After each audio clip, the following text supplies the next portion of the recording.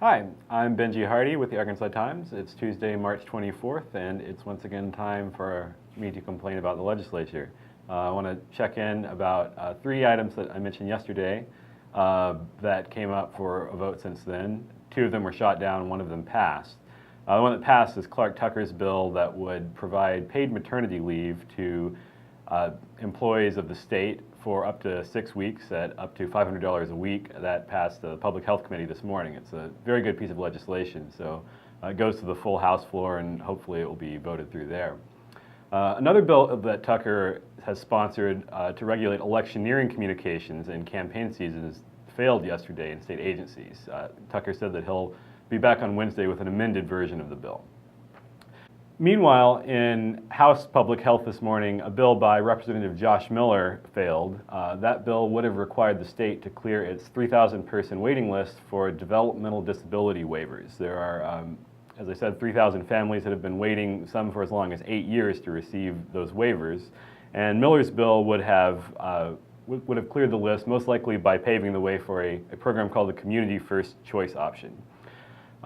The committee failed the bill. The vote was 9 yeas, 6 noes, and 5 not voting. And I mention that because it was just 2 votes short of passage, and a number of Democrats on the committee either voted no or did not vote at all.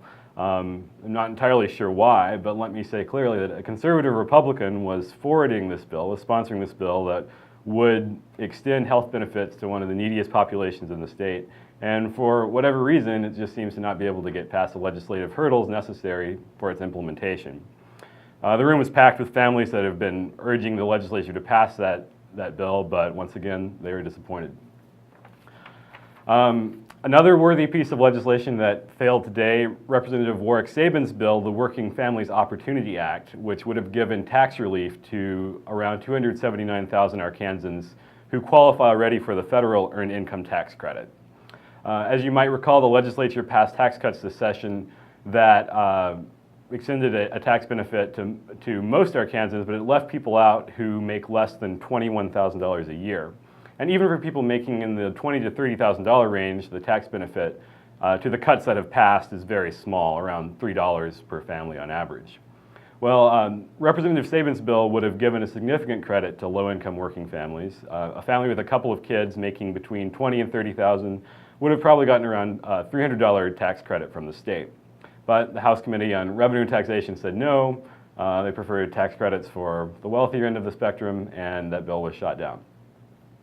Finally today, I suggest that you take a look at the blog for a couple of items that are posted by Dave Ramsey, who is helping us out in Max's absence this week. He's got an excellent piece up about Senator Ted Cruz and his recent presidential nomination, comparing him to our own Senator Tom Cotton, who is both an ally of Cruz but also a potential rival for the affections of the right wing of the Republican Party.